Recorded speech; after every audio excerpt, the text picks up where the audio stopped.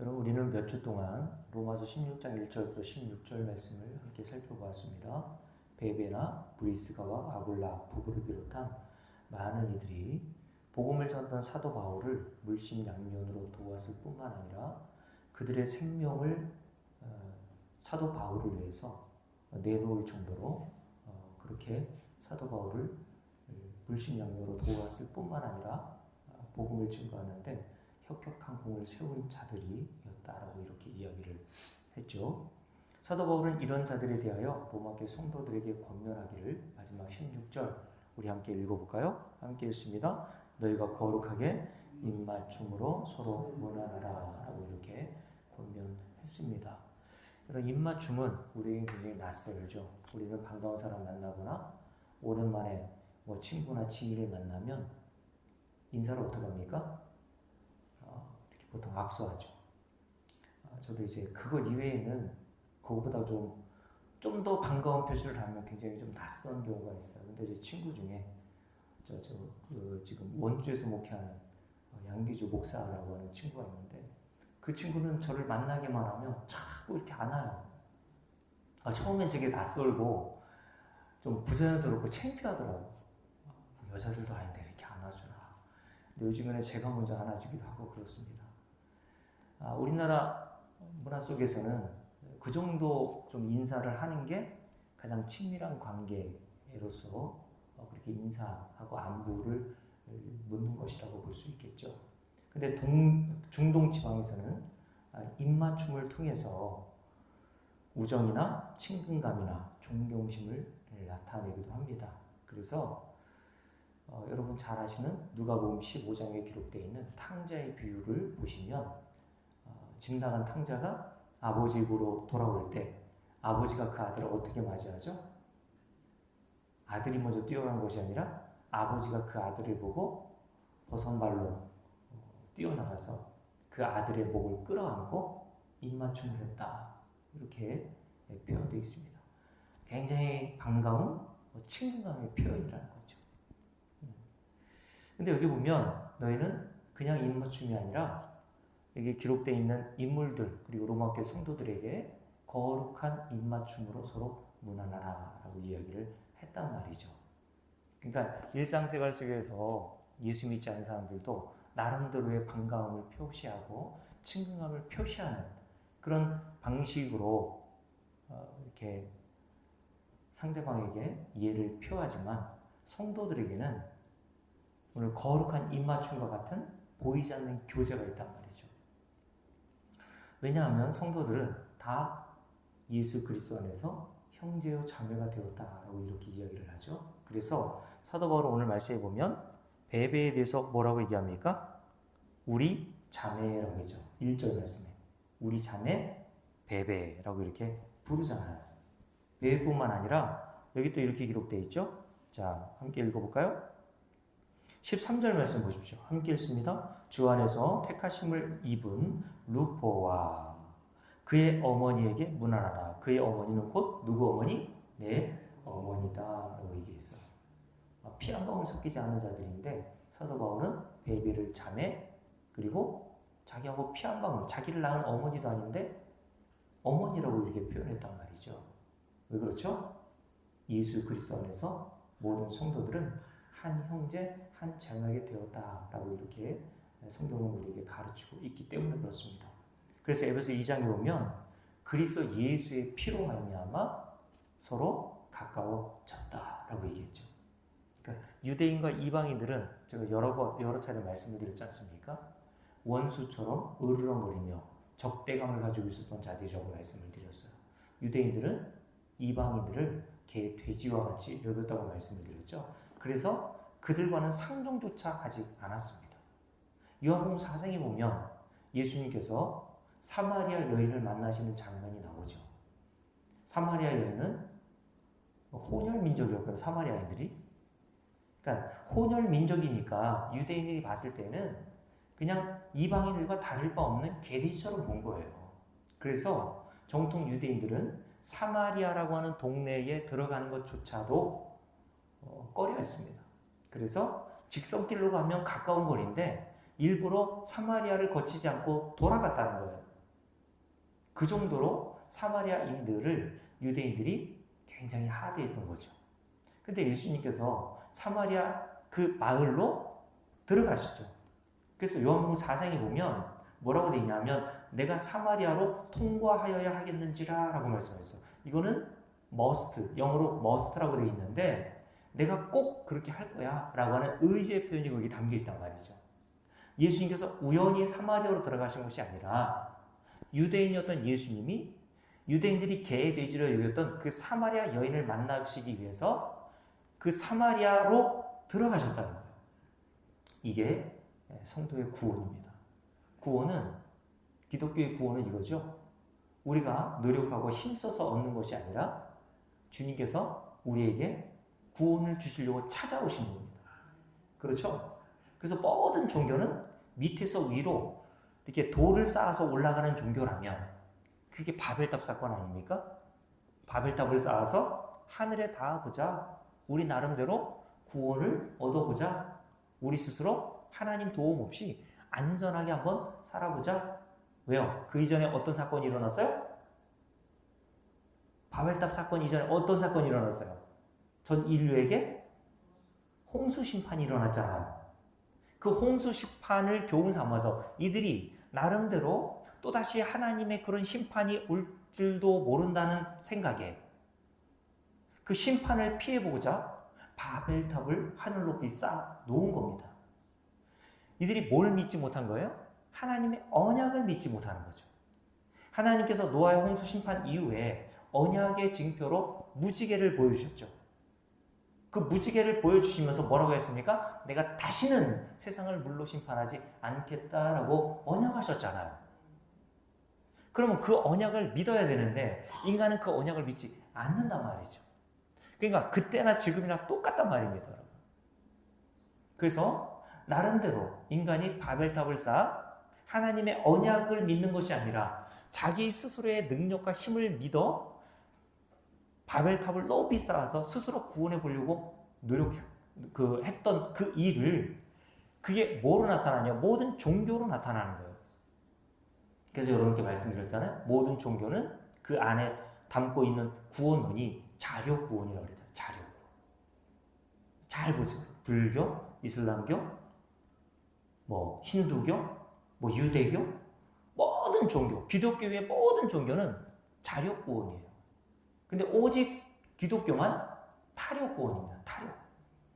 무슨 말이냐면 인간은 스스로 구원을 얻을 수 없다는 사실을 알고 밖에서부터, 인간이 아닌 외부로부터 구원을 받아야 되는 존재로 성경은 우리에게 가르쳐주고 있단 말이죠. 그래서 주님께서 외부에서, 하늘로부터 저와 여러분을 건져내시기 위해서 세상에 오신 건 아닙니까, 여러분? 자, 이것이 이 바벨탑 사건에서 나온 거라는 얘기죠. 자, 제가 뭘 얘기하다가 여기까지 왔나요? 이렇게 설교가 살짝 빗나갔을 때는 다시 돌아오기가 참 어려운데 뭘 얘기하다가 여기까지 왔습니까? 네? 홍수 심판. 네, 홍수 심판에서 인간이 스스로 자력으로 구원하려고 바벨탑을 쌓았다고 이렇게 이야기를 했지 않습니까? 네? 그리스도 안에서 형제되었다, 이런 얘기를 했는데, 그리스도 안에서 형제되었다는 것은 어떤 게 기준이에요? 무엇을 하느냐가 기준이 아니라, 오늘 제가 좀 전에 말씀드렸던 것처럼 인간은 스스로 구원을 얻을 수 없다는 사실을 알고 예수 그리스도의 십자가에서 행하신 그 공로만을 꼭 믿는 그 상태로 있는 자들을 주 안에 있는 자, 주 안에서 하나님을 아버지로 섬기고 있는 한 형제가 되었다라고 이렇게 이야기를 한단 말이죠. 그래서 1절부터 16절까지 본문에 보면 중요한 단어가 뭐라고 그랬습니까? 주 안에서 반복되어 나오죠. 주 안에 있는 모든 자들이 유대인과 이방인이 잘 것 없이, 제가 요 얘기를 하려고 했네. 요한복음 4장에 기록되어 있는 예수님께서 사마리아 여인에게 사마리아로 들어가셔서 그를 만나셔서 그를 구원해 내시는 것처럼, 그게 구원이라고 말씀드렸잖아요. 구원은 이렇게 주님이 사마리아 여인을 찾아가시는 게 구원이란 말이죠. 자, 그때 그 사마리아 여인이 예수님께 뭐라고 했습니까? 자기에게 말을 걸어오니까 아니 당신은 유대인인데 왜 나에게 말을 걸어옵니까? 왜 나 같은 여자에게 물 달라고 합니까? 굉장히 냉소적으로 그렇게 물었단 말이죠. 왜냐하면 좀 전에 말씀드렸던 것처럼 유대인들과 이방인들은 상종조차 하지 않았기 때문에 그렇습니다. 그런데 이렇게 상종조차 하지 않았던 자들인데 뭐 하라고요? 거룩한 입맞춤으로 서로 문안하라고 얘기합니다. 왜요? 너희들이 이제 동일한 예수 그리스도의 은혜로 말미암아 구원을 받아 하나님의 형제, 자매, 한 가족이 되었기 때문이라고 말씀하기 때문에 그렇죠. 그러니 교회 안에서는 성도들이 무엇으로 교제해야 합니까? 복음으로 교제해야 되겠죠. 그죠?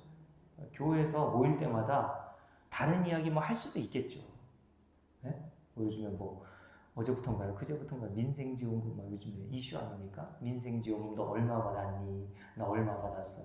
어디다 신청해야 되니? 그런 이야기 할 수 있죠. 그거 하지 말라는 얘기가 아니라 그런 이야기는 예수 안 믿는 자들과 할 수 있는 얘기잖아요. 그죠?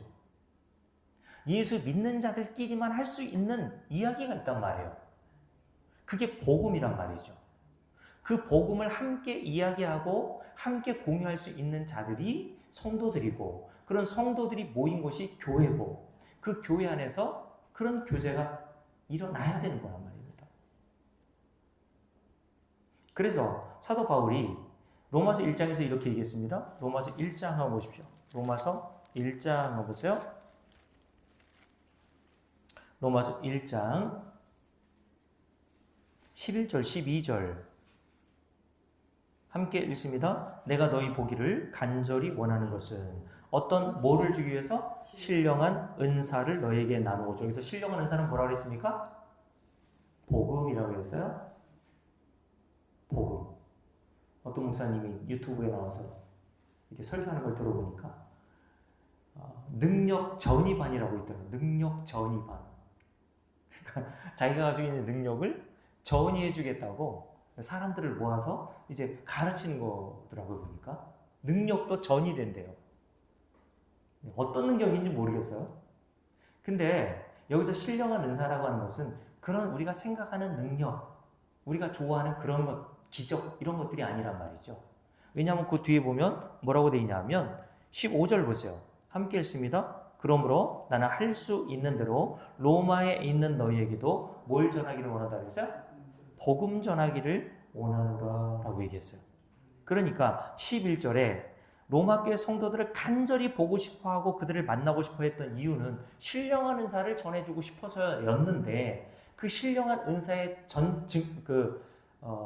신령한 은사의 정체는 뭐라고요?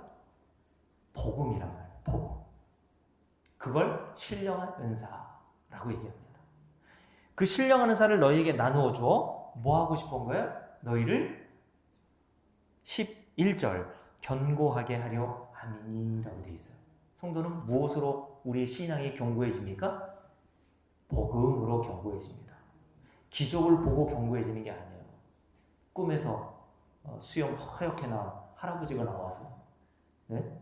여러분들에게 무슨 말을 하는 게 여러분의 신앙을 견고케 해주는 게 아니란 말입니다. 여러분.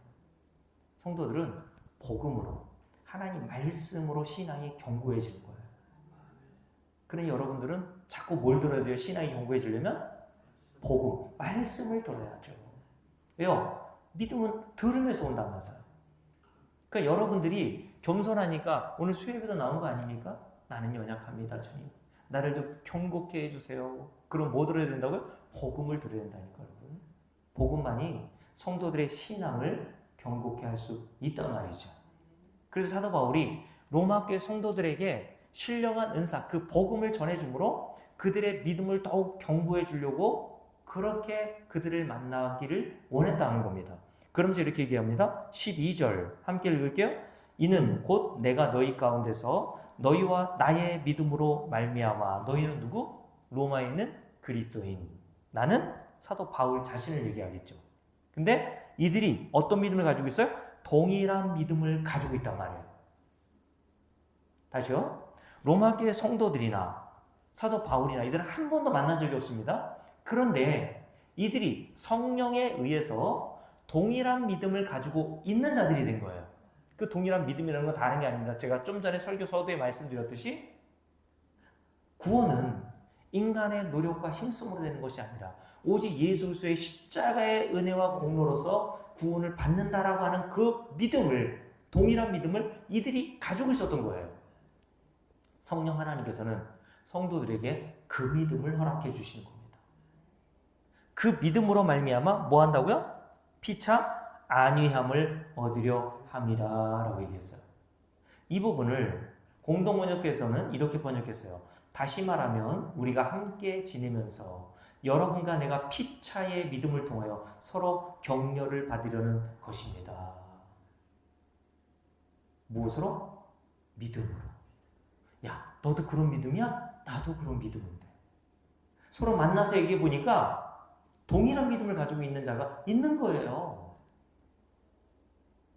그들을 성도라고 하고 주 안에서 한 가족과 형제 되었다고 하는 겁니다. 성령은 한 성령이시고 그 성령을 통해서 성도들은 같은 믿음을 가지게 되어 있다는 겁니다. 그 믿음으로 서로 성도들은 격려를 받고 위로를 받고 위안을 얻는 거예요. 여러분. 왜요? 세상에서는 그런 믿음을 가진 자들이 없거든요. 그래서 진리로 함께 이렇게 교제할 수 있는 사람들은 교회 안에밖에 없기 때문에 성도들이 교회 안에 와서 거룩한 입맞춤, 그러니까 세상에서 나눌 수 없는 그 교제를 교회 안에서 하게 되는 거란 말이죠. 성도는 어떤 자라고 얘기했냐면 시편 102편 6절과 7절에 보니까 시편 기자가 이렇게 자기를 표현했습니다. 나는 광야의 올빼미 같고 황폐한 곳에 부엉이 같이 되었사오며 내가 밤을 새우니 지붕 위에 외로운 참새 같으니이다. 광야의 올빼미, 황폐한 곳에 부엉이, 지붕 위에 외로운 참새. 이게 성도들이라는 겁니다. 성도들은 외로워요. 왜 외로울까요? 함께 복음을, 진리를 나눌 수 있는 사람이 교회 안에 서도 사실은 극히 드물어요. 교회 안에 다 있다고 해서 다 진리를 나누는 것은 아니기 때문에 그렇습니다. 그러니 교회 밖에 있는 사람들이 어떻게 진리로 교제할 수 있어요? 그러니까 같은 혈연을 나눈 부모라도, 혈연적 형제 관계라도 다른 것은 다 교제가 가능하고 다른 주제로서는 대화가 가능한데 진리, 복음으로는 대화가 안 되는 거예요. 그렇지 않아요, 여러분? 그래서 성도는 세상에서 외로운 참새같이 외로운 겁니다. 그래서 이런 외로운 참새들이 교회에 나와서 같은 믿음을 가지고 있는 성도들을 만나서 거룩한 입맞춤, 함께 교제하는 거예요. 야, 내가 이런 믿음을 가지고 있었는데 너도 그런 믿음을 가지고 있었구나. 라는 것을 깨닫게 되는 거죠. 그래서 저도 목사지만 저에게 지대한 복음의 영향을 미쳤던 한 번도 본 적이 없는 로이드 존스 목사님 제가 가끔 말씀드리잖아요. 이 영국의 그 교회 목사님이셨는데 벌써 돌아가셨어요. 80년대인가 돌아가셨거든요. 그리고 뭐 팀 켈러 목사님, 뭐 마이클 호튼 목사님, 뭐 이런 분들은 제가 한 번도 만나본 적이 없어요. 뭐 한국에도 제가 좋아하는 목사님들이 몇 분이 계시거든요. 그분의 설교를 제 설교를 준비하면서 잘 안 풀리고 이 의미가 뭔가 이렇게 좀 고민될 때는 그분의 설교를 이렇게 참조하기도 합니다. 뭐 그분들과 함께 교제하고 싶어요. 그런 마음 없습니까, 여러분?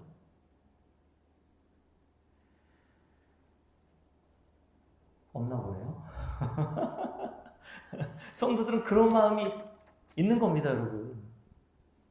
그래서 그런 자들을 만나면 기쁜 거죠. 그래서 그런 자들과 함께 뭘로 교제합니까? 세상에 속한 이야기들이 아니라 그리스도의 은혜를 함께 서로 나누는 거예요. 여러분들이 저를 자꾸 만나고 싶어하는 이유 중에 하나가 제가 뭐 무슨 여러분들에게 뭐 세상에서 어떻게 살면 잘 살까 그런 비법을 제가 알려줄 수는 없잖아요. 근데 여러분들이 저를 만나면 궁금한 것들이 있고 물어볼 것들이 있지 않습니까?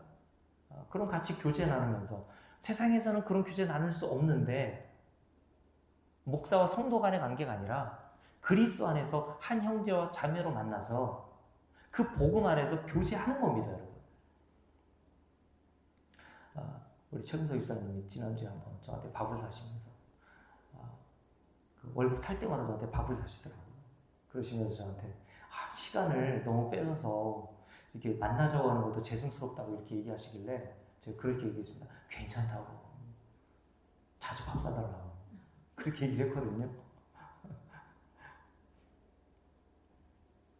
여러분, 우리에게 이런 거룩한 입맞춤, 교회 안에서만 나눌 수 있는 진짜 교제가 있나요, 여러분? 그 교제를 여러분 기뻐합니까? 그래서 제가 여러분께 지난번에 한번 말씀드린 적이 있잖아요. 교회에서도 이렇게 제가 일방적으로 어떻게 보면 진리를 가르치고 여러분 듣고 있지만 속회 때는 서로 이렇게 뭐 궁금한 것도 물어볼 수 있고 그렇잖아요.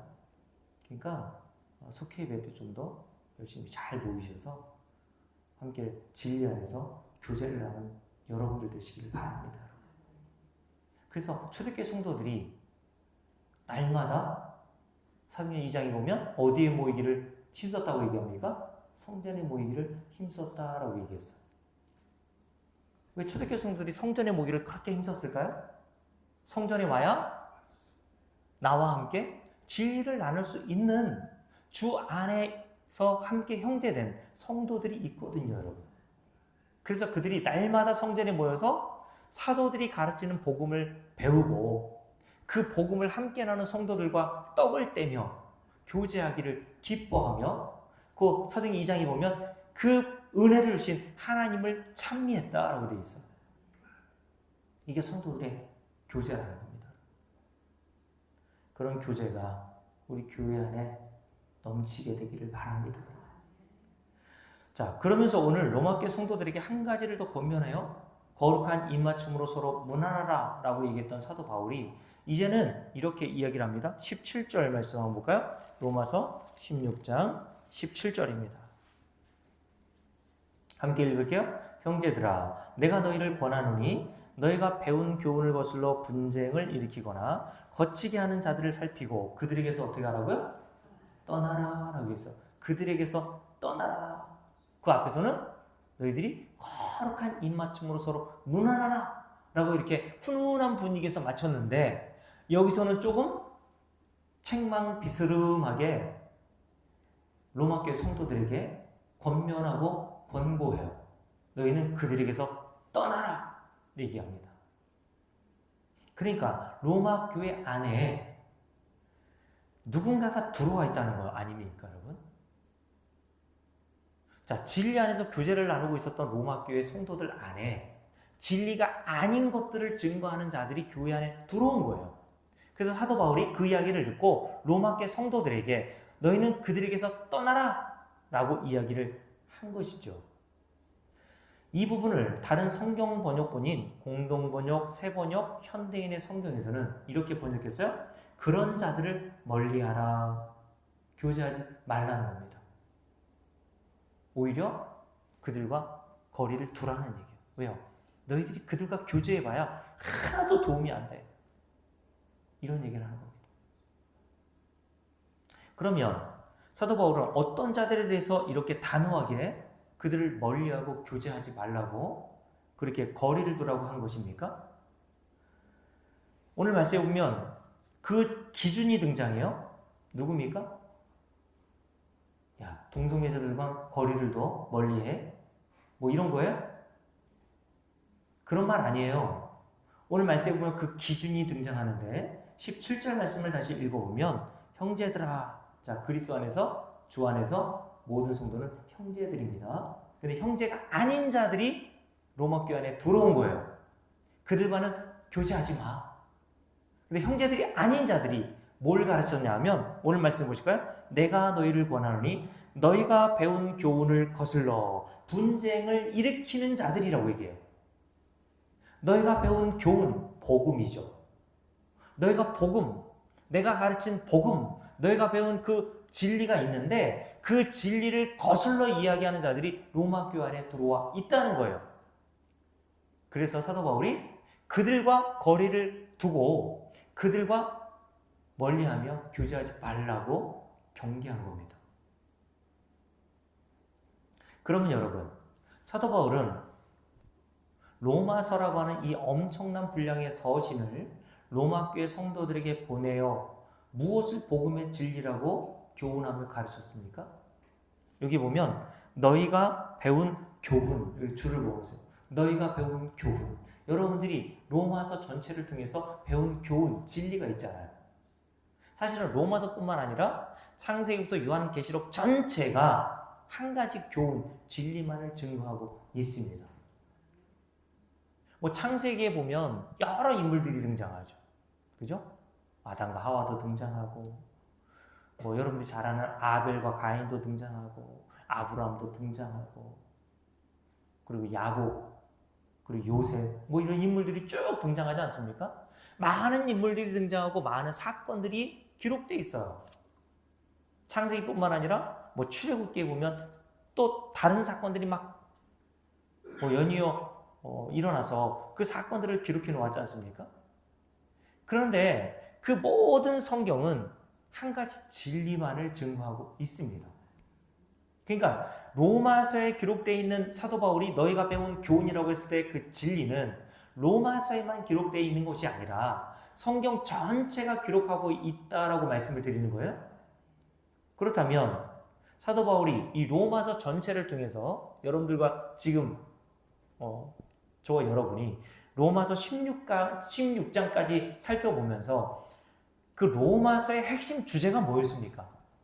여러분이 배운 교훈, 핵심적인 교훈 한 가지만 딱 얘기하자면 우리 손유 권사님 뭐였나요? 복음이죠. 근데 복음이 뭐예요? 복음이 뭡니까? 그렇죠. 하나님 말씀인데 자, 로마서 1장을 볼까요? 복음이 뭔지 이렇게 설명하죠. 로마서 1장. 자, 함께 읽어볼게요. 15절 함께 읽습니다. 그러므로 나는 할 수 있는 대로 로마에 있는 너희에게도 복음 전하기를 원하노라. 내가 복음을 부끄러워하지 아니하노니 이 복음은 모든 믿는 자에게 구원을 주시는 하나님의 능력이 됨이라. 먼저는 유대인에게요, 그리고 헬라인에게로다. 복음에는 뭐가 나타났어요? 하나님의 의가 나타나서 믿음으로 믿음에 이르게 하나니 기록된 바. 어디 기록되어 있습니까? 기억이라고 되어 있죠. 하박국서 2장 4절에 기록되어 있는 말씀을 사도 바울이 인용해서 여기에 쓰고 있는 거예요. 오직 의인은 믿음으로 말미암아 살리라 함과 같으니라 라고 얘기했어요. 복음이 뭡니까? 한마디로 믿음으로 말미암아 산다. 요걸 의인이라고 얘기합니다.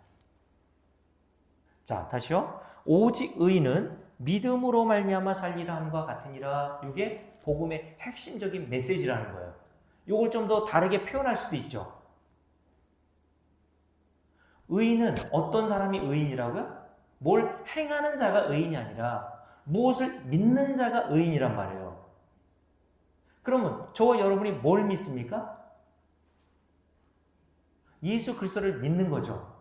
그러면 제가 주일에 말씀드렸잖아요. 예수 그리스도를 믿는 건 또 뭐예요? 교회 나온 사람 치고 예수 그리스도를 믿지 않는다고 하는 사람이 누가 있어요? 근데 예수 그리스도를 믿는 게 뭡니까? 라고 물으면 그 물음에 대해서 정확하게 대답하는 사람이 별로 없죠. 우리가 골로새 2장과 3장에서 우리가 배웠잖아요.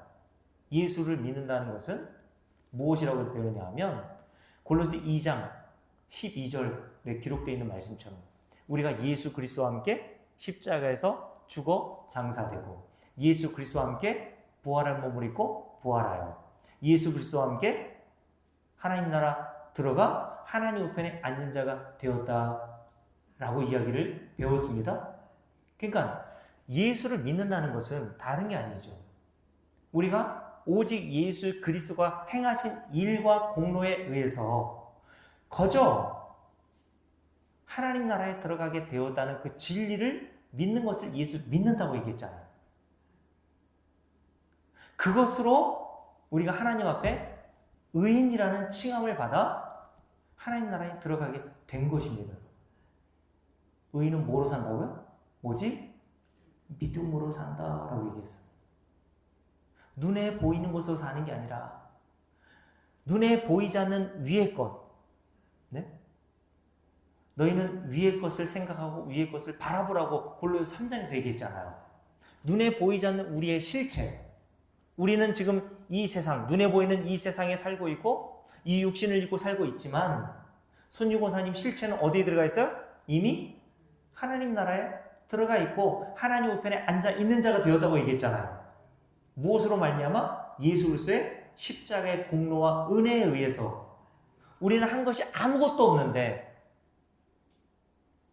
예수께서 저와 여러분을 대신해서 십자가에서 죽으시고 부활하심으로 예수 그리스도가 우리의 머리 되신 그분이 하나님 나라로 올라갈 때 저와 여러분은 그 몸된 자로서 그 머리에 붙어 있어 딸려 들어가게 되었다라고 말씀드렸잖아요. 그 일에 저와 여러분이 한 일이 있다 그랬어요? 없다 그랬어요? 없다라고 얘기했습니다. 그걸 믿는 걸 예수 믿는다고 얘기하는 거겠죠. 자, 로마서 3장도 볼까요? 로마서 3장에 보면 사도 바울이 로마 3장에서 이렇게 얘기했습니다. 자, 21절부터 함께 읽습니다. 그러나 이제는 율법 외에 하나님의 한 의가 나타났으니 율법과 선지자들에게 증거를 받은 것이라. 율법과 선지자들은 구약을 얘기한다 그랬어요.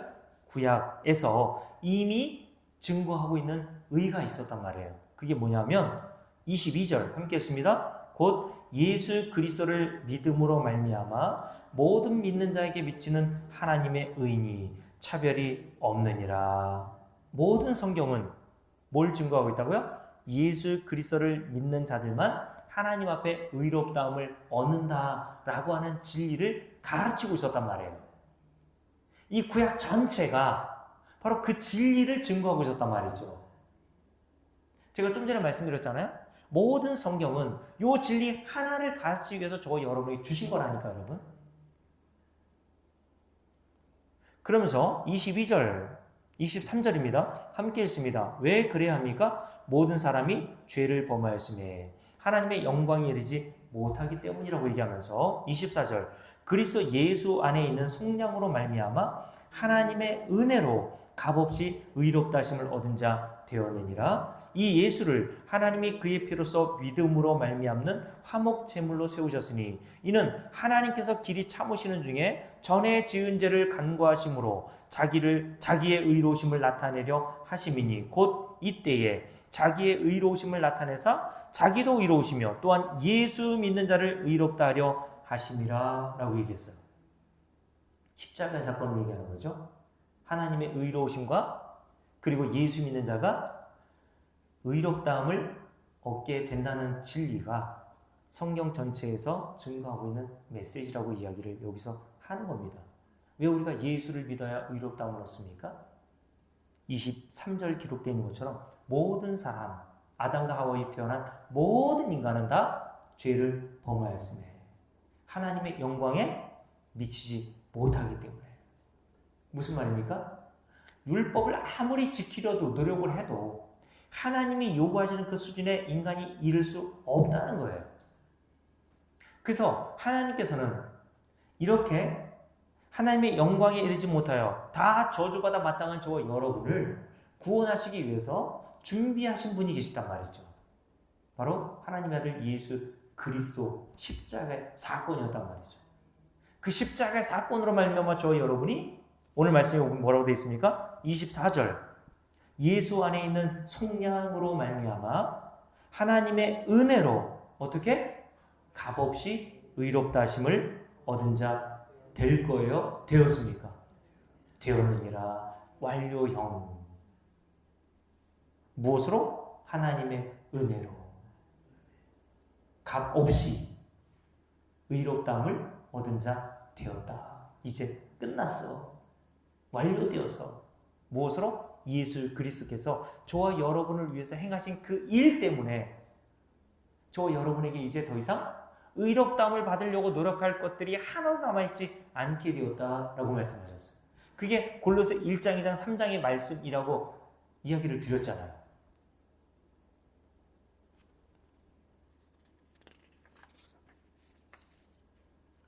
자, 오늘 말씀에 보면 그래서 로마서에서만 사도 바울이 이 교훈을 증거한 것이 아니라 갈라디아서 한번 볼까요? 갈라디아서 2장도 한번 보십시오. 사도 바울은 갈라디아 교회 성도들에게도 동일한 얘기를 하고 있어요. 자, 함께 읽어봅니다. 갈라디아서 2장입니다. 2장 15절부터 함께 읽어볼까요? 우리는 본래 유대인이요 이방 죄인이 아니로되 사람이 의롭게 되는 것은 율법의 행위로 말미암음이 아니요 오직 예수 그리스도를 믿음으로 말미암는 줄 알므로 우리도 그리스도 예수를 믿나니 이는 우리가 율법의 행위로서가 아니고 그리스도를 믿음으로써 의롭다함을 얻으려 함이라. 율법의 행위로서는 의롭다함을 얻을 육체가 있습니까? 없느니라 라고 얘기했어요.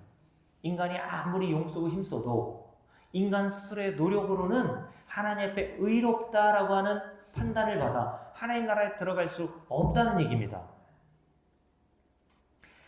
그래서 하나님이 저와 여러분을 의롭다 하시기 위해서 준비하신 분이 바로 예수 그리스도셨단 말이에요.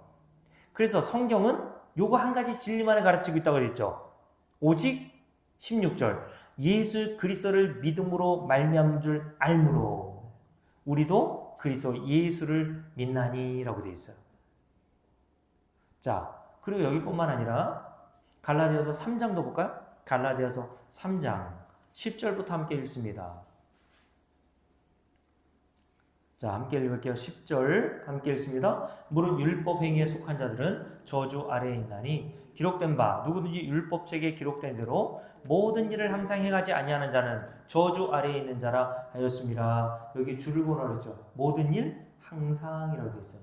율법을 행하려면 모든 일을 항상 행하란 말이죠. 무슨 말이냐면 하나님이 레위기 18장이나 신명기 6장, 신명기 28장, 29장, 30장에 보면 하나님이 요걸 행하면 너 의롭다함을 받고 너는 복을 받고 너는 살게 될 거야 라고 말씀하셨는데 네가 만약에 그렇게 되기를 원하고 율법을 지켜 행하여 하나님의 약속하신 것을 네가 얻어내려면 어떻게 하라고요? 모든 일을 항상 지켜야 돼 라고 했어요.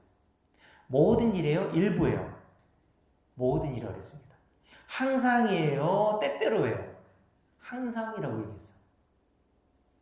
태어날 때부터 여러분이 숨이 떨어질 그때까지 하나님께서 저 여러분에게 요구하시는 율법의 수준이라는 것은요, 여러분과 제가 지킬 만큼 할 수 있는 만큼 지키는 게 아니라 완벽하고 완전하게 다 지키라고 하셨어요.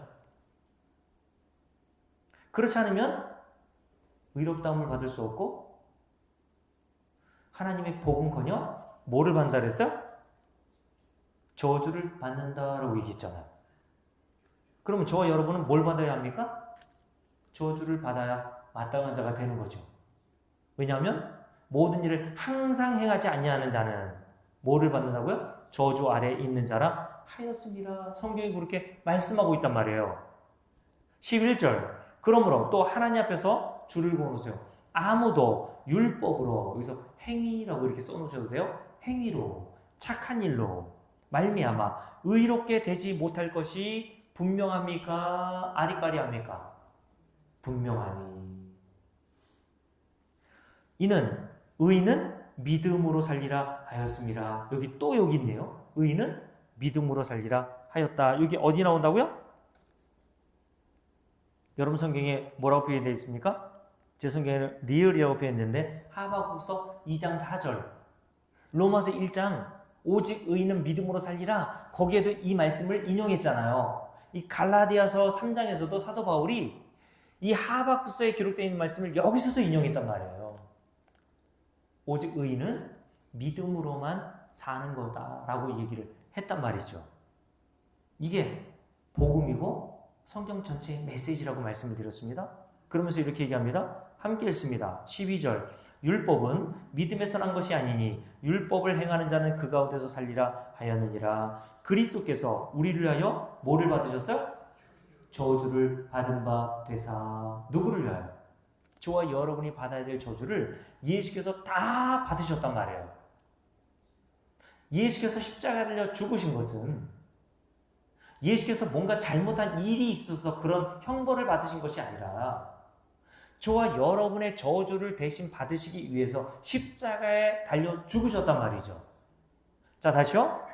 그리스도께서 저와 여러분을 위하여 저주를 받은 바 되사 율법의 모든 저주에서 우리를 뭐 하셨다고요? 속량하셨어요?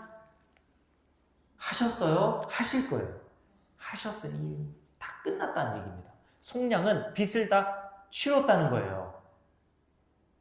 우리가 죄를 지어서 죄값을 치러야 되는데 우리 주님께서 우리 대신 십자가에서 저주를 받으시고 죄의 값을 다 치르셔서 속량해 내셨단 말입니다. 그러니 저와 여러분이 이제 하나님 앞에서 저주 받을 것이 남아 있습니까? 없습니다, 여러분. 그래서 우리 주님께서 겟세마네 동산에서 기도하실 때 땀방울이 핏방울이 되도록 기도하셨다고 하잖아요. 그 기도의 내용이 뭐였습니까? 아버지요, 할만하시거든 이 잔을 내게서 좀 옮겨 주십시오.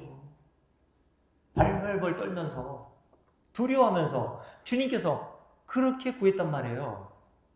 근데 그 잔이라는 것이 단순히 인간이 당해야 될, 예수님이 앞으로 당해야 하셔야 할 십자가에서의 모진 고통과 죽음이었겠습니까, 여러분? 네? 만약에 우리 주님께서 앞으로 자기에게 닥쳐질 그 십자가의 고통이라든가 괴로움이라든가 죽음에 대한 두려움으로 이렇게 벌벌 떠셨다면 예수님은 베드로나 그리고 다른 기타 순교자들보다 못한 죽음을 죽으신 거 아닙니까, 여러분? 폴리캅이라고 하는 사람은 초대교회 감독이었는데 폴리캅이라고 하는 사람은 예수 믿는 것 때문에 화형을 당할 때 뭐라고 했는지 아세요? 불을 붙이라고 했습니다. 살려달라고 애원하지 않았어요. 여러분, 그렇게 순교한 사람이 있는데 예수님은 그 십자가 앞에서 덜덜덜 떨면서 땀방울이 핏방울이 되도록 괴로워하셨다니까, 여러분. 그러면 그 잔이 도대체 뭐냐는 겁니다. 우리 주님께서 마셔야 할 그 잔, 그게 뭐예요? 저와 여러분이 받아야 될 저주라는 겁니다, 여러분. 저와 여러분이 마셔야 될 그 저주의 잔을 주님께서 홀로 다 마셨다는 거예요. 그래서 주님께서 십자가상에서 엘리 엘리 라마 사박다니 주님께 외치잖아요. 아버지 하나님께. 아버지 아버지 어째 나를 버리셨나이까 라고 그렇게 울부짖으심에도 불구하고 하나님이 침묵하신단 말이죠. 우리가 버림을 당해야 마땅한데 예수께서 십자가에서 그렇게 하나님께 완전히 버림을 당하심으로 우리가 버림을 당하지 않게 된 겁니다, 여러분. 다시 말씀드릴게요. 그러니 예수께서 이 잔을 내게서 옮겨달라고 했을 때 그 잔이라는 것은 저와 여러분이 받아야 될 모든 죄가 그 저주와 심판이었단 말이죠. 그 잔을 우리 주님께서 십자가에서 완벽하고 완전하게 한 방울도 남김없이 다 홀로 마시심으로 저주를 받으심으로 저와 여러분에게 이제 남아있는 저주와 심판이 있어요? 없어요. 이게 우리에게 얼마나 놀라운 복음입니까, 여러분? 그래서 로마서 8장에 사도 바울이 뭐라고 그랬습니까? 그러므로 그리스도 예수 안에 있는 자에게는 결코 정죄함이 없나니. 정죄함은 다른 성경 번역으로 보면 유죄 판결을 받지 않게 되었다라고 했어요. 죄인인데 당연히 유죄 판결을 받아 죄값을 치러야 할 그 지옥으로 던져져야 마땅한 거 아니에요, 여러분? 근데 왜 죄인인 우리가 하나님 앞에서 유죄 판결이 아니라 너 무죄야 라는 판결을 받게 됩니까? 예수님께서 우리 대신 유죄 판결을 받으시고 죄 없으심에도 불구하고 우리 대신 모든 저주를 다 받으심으로 우리가 받아야 될 저주가 더 이상 하나도 남아있지 않게 되었기 때문에 예수님 덕분에 저와 여러분이 하나님 앞에서 어떤 자가 되었어요? 죄 없는 자가 된 겁니다. 죄 없는 자만 하나님 나라 들어가는 거 아닙니까, 여러분? 그래서 골로새 1장에 보면 뭐라고 그랬습니까? 예수 그리스도의 육체의 죽으심으로 말미암아 하나님과 화목하게 되어서 우리가 거룩하게 되고 흠이나 하나님 앞에 책망받을 것이 조금도 없는 그런 자가 되었다라고 얘기했어요.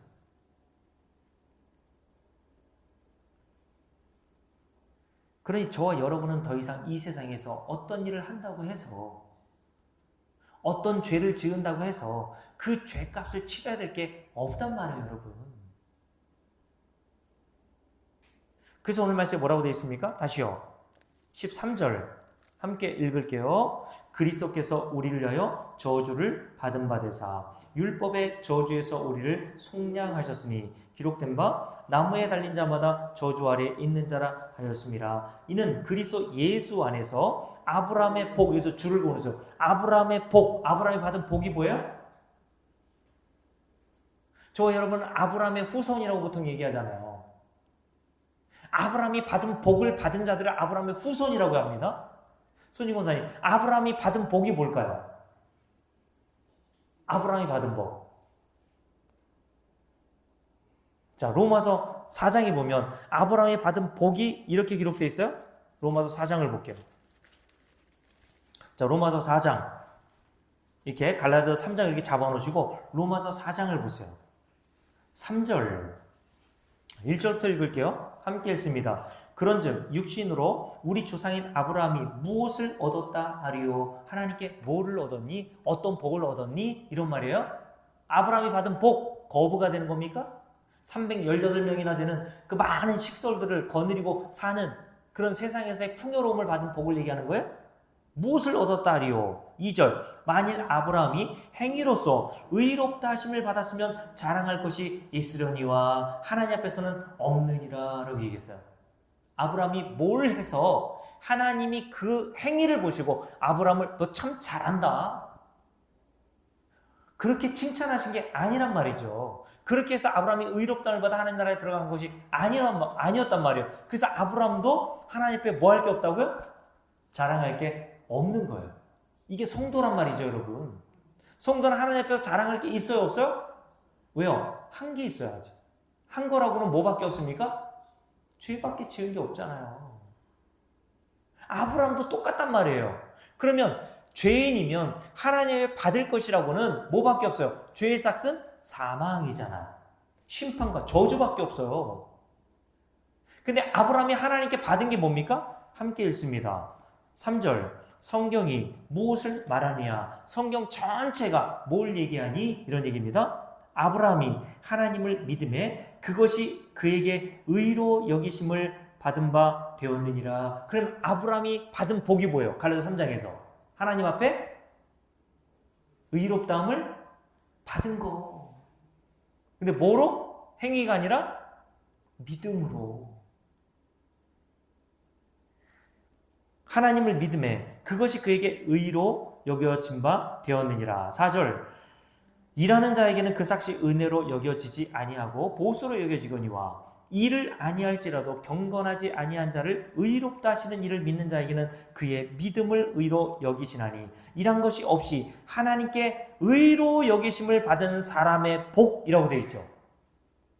다윗이 말한 바 불법이 사함을 받고 죄가 가려짐을 받는 사람들은 복이 있고 주께서 그 죄를 인정하지 아니하실 사람은 복이 있도다함과 같으니라. 이 복이 할례자에게도냐 혹은 무할례자에게도냐 무릇 우리가 말하기를 아브라함에게는 그 믿음이 의로 여겨졌다 하노라. 그런즉 그것이 어떻게 여겨졌느냐? 할례시냐 무할례시냐? 할례시가 아니요 무할례시니라. 그가 할례표를 받은 것은 아브라함이죠. 무할례시에 받음으로써 된 의를 인친 것이니 이는 무할례자로서 믿는 모든 자의 조상이 되어 저와 여러분의 조상이 되어 그들도 무엇을?